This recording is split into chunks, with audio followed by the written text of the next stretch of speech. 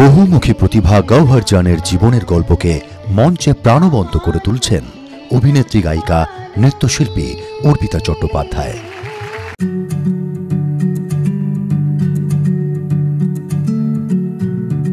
48 वर्षों की शैक्षणिक उत्कृष्टता के साथ 23 से भी ज्यादा प्रमुख बीटेक प्रोग्राम्स और 600 से अधिक अंतर्राष्ट्रीय छात्रों के साथ विज्ञान डीम्ड टू बी यूनिवर्सिटी देश की बेहतरीन यूनिवर्सिटी में से एक है। देश विदेशेर मंचे दर्शकদের ভালোবাসা পেয়ে আবার কলকাতায় মঞ্চস্থ হলো মাই নেম ইজ জান। শহরের নানা প্রান্ত থেকে শুরু করে সুদূর অস্ট্রিয়া, নিউ ইয়র্ক, দুবাই থেকেও দর্শক হাজির হয়েছিলেন মিউজিক্যাল এই শো দেখতে। It was a fantastic show. I'm really surprised how strong it was. Very nice evening. Thank you very much. Very professional. It was so beautiful. Her performance was amazing. Her singing was amazing. Incredible.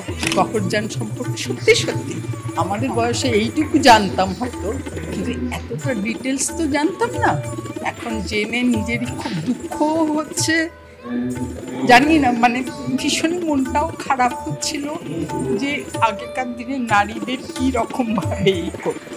সেই কারণে আমার খুব ভালো লেগেছে, ভীষণ ভালো লেগেছে।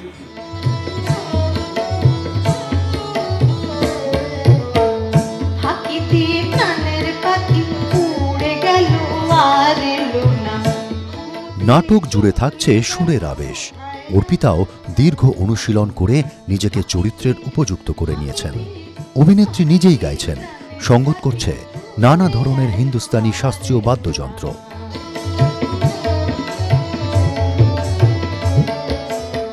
Acting এবং গান, মঞ্চে অভিনয় করা এবং গান গাওয়ার একটা মারাত্মক ব্যাপার, যারা করেন তারা বোঝেন। কিন্তু অর্পিতার আজকের পারফরমেন্স আমি bewildered হয়ে গেছি। So what I was constantly reminded of is the heritage of Calcutta's public theatre, which has lost its glory many years back. And here, Orpita Chatterjee is possibly the only songstress from Bengal who can create this magic on stage. Of course, with Borun, Abanti directing the play, Aniruddha Chakradas styling her, the music being created by Joy Sarkar. What an outstanding music scape. আমি প্রথম দেখলাম, এখন ভাবছি আমি কেন আগে দেখিনি, এবং আমি আবার আসতে চাই। যতবার পারফর্ম করবেন ততবার আসতে চাই, কারণ এটা না সত্যি যে solo musical play, it's an absolute audio visual treat. না মানে আমি এখনো আমার like I have goose bumps, এত ভালো। আর একবারও মনে হয়নি স্টেজে যে আমি অর্পিতা দিকে দেখছি, আমার মনে হচ্ছে আমি যেন গওহর জানেরই জীবনীটা দেখেছি, এত জীবন্ত পারফরমেন্স।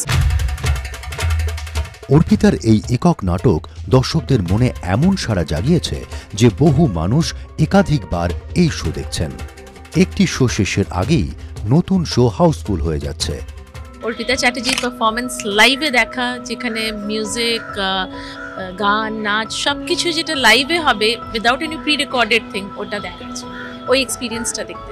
ও যখন দিল্লিতে করেছিল শোটা, তখন থেকেই একদম বসেছিলাম যে কবে কলকাতায় আসবে দেখব। যখনই দেখেছি বিড়লা সভাঘরে হচ্ছে, সঙ্গে সঙ্গে বুক করে নিয়েছি। গোলাম আব্বাস,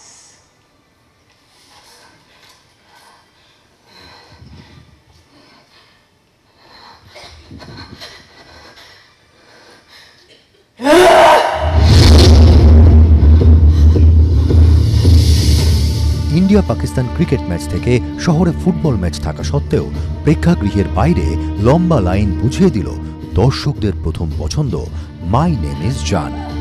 ইতিমধ্যেই আগামী 30শে মার্চের শোয়ের বহু টিকিট বিক্রি হয়ে গেছে। কলকাতার পাশাপাশি উত্তরপাড়া আর দিল্লিতেও শোয়ের তালিকা তৈরি।